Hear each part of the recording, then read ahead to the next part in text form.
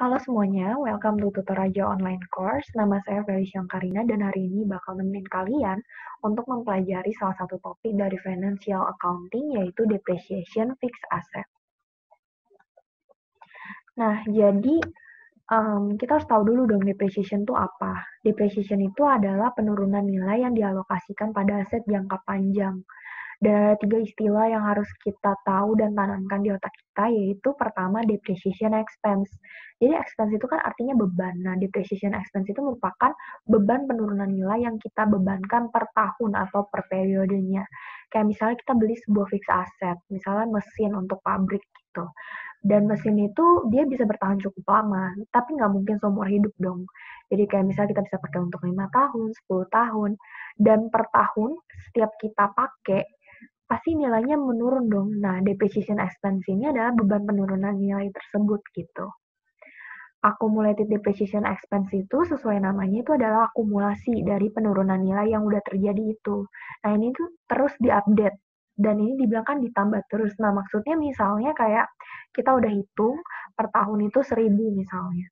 Misalnya di tahun 2015 1.000, di tahun 2016 1.000, terus accumulated depreciation di tahun 2016 itu berarti 1.000 ditambah 1.000 kayak gitu. Jadi kita akumulasiin. Kalau book value itu adalah nilai buku.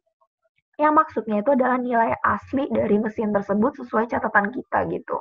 Rumusnya itu adalah cost dikurangin accumulated depreciation expense.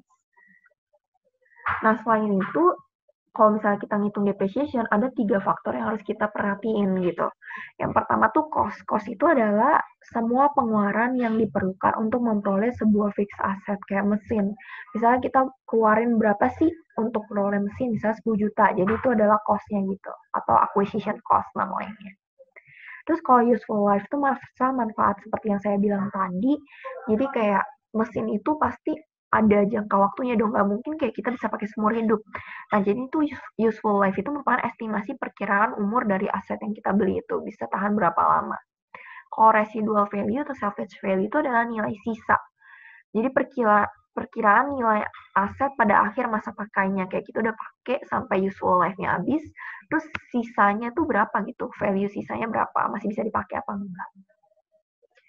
Next, jadi ada 3 metode untuk mengukur atau menghitung depreciation expense ini. Yang pertama straight line method. Jadi straight line atau metode garis lurus ini tuh adalah yang paling banyak digunain. Rumusnya itu tinggal cost dikurangi residual value dibagi useful life-nya. Contoh soalnya ini bakal kita pakai. Jadi contoh soal yang pertama ini adalah misalnya kita beli equipment itu di 1 Januari 2015, total acquisition cost-nya itu 10.000 dan perkiraan umurnya itu bisa dipakai selama 4 tahun. Residual value atau nilai sisanya 2.000. Berarti kita tinggal cost 10.000 dikurangin residual value 2.000 dibagi useful life-nya 4 tahun. Dapat 2.000 per tahun. Nah, ini pakai cara straight line kayak gitu. Jadi per tahun depreciation expense-nya selama 4 tahun itu sama. Straight di 2.000. Terus accumulated depreciation expense misalnya di 2016 berarti tinggal 2.000 ditambah 2.000. Nanti 2017 berarti 4.000 ditambah 2.000 jadi 6.000 gitu. Kalau book value tinggal cost dikurangin accumulated depreciation di tahun masing-masing. Cost-nya itu yang kita pakai itu adalah acquisition cost yang di soal 10.000 gitu. Di akhirnya di tahun 2018 setelah masa pakainya tuh udah habis, itu pasti nilainya book value itu sama dengan residual value atau nilai sisa. Kalau disuruh bikin jurnal, misalnya jurnal depreciation untuk tahun 2015. Berarti tinggal depreciation expense bertambah di debit, accumulated depreciation expense bertambah di kredit. Tuh, 2000, 2000. Kalau per tahunnya beda, baru dibikin terus aja. Kayak misalnya diminta tahun 2016 terus beda, baru masukin lagi. Gitu. Next, kita lanjut ke contoh soal berikutnya. Nah, kalau ini, misalnya kita beli equipment-nya itu di 1 Oktober 2015. Terus total acquisition cost 13.000, umurnya 4 tahun, dan nilai sisanya 1.000. Berarti kita mau ngitung depreciation per year-nya tuh 13.000, dikurangi nilai sisa 1.000, dibagi 4. Jadi kita dapat depreciation-nya 3.000 per tahun. Cuman kita itu kan beli equipment-nya itu di 1 Oktober 2015. Sedangkan pencatatan depreciation kita itu kan per tahun dan tentunya di akhir tahun. yaitu di 31 Desember di masing-masing tahun. Jadi kayak yang 2015 ini, makanya pencatatan kita kan itu di 31 Desember 2015, karena kita beli equipment-nya 1 Oktober 2015, yang artinya kalau kita hitung, itu tuh baru 3 bulan kan. Oktober, November, Desember, 3 bulan. Makanya kita tinggal 3/12 atau 1/4 dikali sama 3.000 depreciation per tahun. Makanya kita dapat 750. Terus kalau di akhir tahun, karena kita kan tadi belinya di 1 Oktober 2015, berarti balik lagi di 1 Oktober 2015 dong pencatatannya, di 1 Oktober 2019 maksudnya. Itu tinggal 9/12, karena kan cuma selama 9 bulan aja kan. Jadi 9/12 dikali 3.000, dapat 2.250. Atau sisanya aja sih, 3.000 dikurangin 750 yang tadi. Kalau udah, tinggal diakumulasikan lagi kayak biasa cara yang tadi. Terus book value-nya itu adalah cost dikurangin accumulated depreciation di masing-masing tahun. Dan hasil akhir book value di tahun terakhir itu pasti sama dengan residual value. Jurnal untuk depresiasi kalau kita disuruh bikin di masing-masing tahun misalnya, karena beda-beda kan tadi. Di 2016, 17, 18 kan sama di 3.000. Tapi di 2015 sama 2019 beda gitu. Tinggal bikin aja sih kayak tadi. Next ya. Jadi kita masuk ke metode kedua, yaitu double declining method. Jadi kalau double declining method ini kita harus ngitung depreciation rate, karena rumusnya itu untuk per year depreciation-nya depreciation rate dikali sama book value. Nah, depreciation rate karena ini double declining method, ingat aja, jadi dia 100% bagi useful life dikali 2, karena double. Contoh soalnya, ini masih sama kayak tadi, jadi misalnya kita beli equipment-nya di 1 Januari 2015, acquisition cost 13.000, umur 5 tahun, residual value nilai sisa 1.000. Jadi depreciation rate-nya tinggal 100% dibagi 5, terus kita kali 2. Jadi kan kita dapat tuh 40%. Terus di sini kita buat tabel lagi nih. Karena masanya itu 5 tahun, berarti dari 2015 sampai 2019. Terus untuk hitung depreciation expense-nya ini kan ada computation atau cara perhitungannya. Tadi caranya book value dikali depreciation rate kan. Misalnya kita di tahun 2015, berarti book value awalnya kan karena kita beli acquisition cost-nya di awal tuh 2015 13.000, jadi kita kali nama depreciation rate yang udah kita cari 40%, dapat kan 5.200.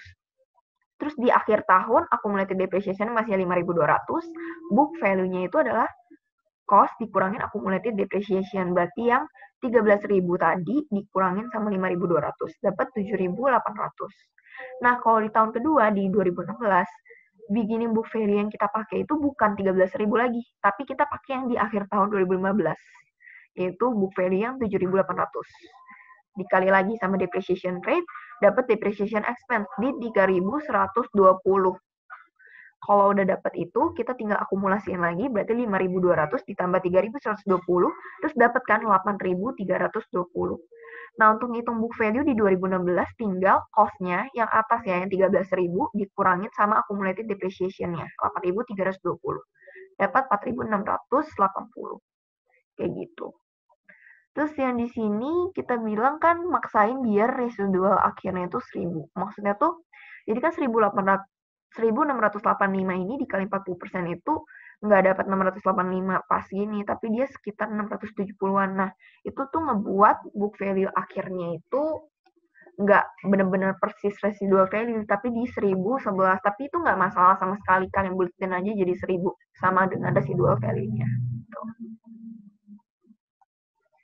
Nah, metode yang ketiga dan metode yang terakhir ini itu adalah unit of activity method atau berdasarkan aktivitas. Jadi per year depreciation-nya itu tinggal depreciable cost per unit dikali activity during the year. Nah, depreciable cost per unit ini kita hitung dulu. Cost dikurangi residual value dibagi sama total activity-nya atau estimated-nya tuh, estimated miles-nya itu berapa gitu. Kita langsung masuk ke contoh soal aja biar lebih gampang. Soalnya itu masih sama kayak yang tadi. Dan di sini tapi ada tambahan informasi. Jadi di sini dia kasih tahu total activity yang bisa dijalani truk tersebut tuh diprediksi mencapai 100.000 miles. Terus tahun 2015 actual activity-nya itu 12.000. 2016-nya itu 18.000 miles. Terus kita disuruh buat tabel depresiasi untuk 2 tahun itu aja, bukan 5 tahun ya. Nah, berarti pertama kita hitung dulu dong depreciation expense per tahunnya. Tapi kita kan pakai unit of activity method, berarti kita harus ngitung depreciable cost per unit. Caranya tinggal 13.000, cost-nya dikurangin sama residual value dibagi sama total activity-nya. Yang bisa dijalanin sama truk itu kan 100.000. Jadi kita dapat $0,12 per miles. Lalu kita buat aja tabelnya buat 2 tahun itu aja, 2015 sama 2016. Depreciation expense-nya cara nyarinya tinggal depreciable cost per unit dikali sama actual miles-nya atau actual activity pada tahun tersebut. Misalnya di 2015 ini berarti tinggal 0,12 dikali sama 12.000. Kalau yang 2016 dikali sama 18.000. Accumulated depreciation-nya caranya kayak tadi, kalau book value-nya itu tinggal cost-nya dikurangin accumulated depreciation pada each year. Cost-nya itu yang atas ya, yang 13.000. Itu aja sih untuk unit of activity method. Jadi thank you banget udah ngikutin videonya tuh sampai detik ini. Semoga bermanfaat untuk kalian. Dan kalau misalnya kalian ada request mau kita nerangin tentang topik apa lagi, tinggal komen aja di bawah. Nanti kami bakal bikinin buat kalian. Jadi thank you ya guys. See you in the next video.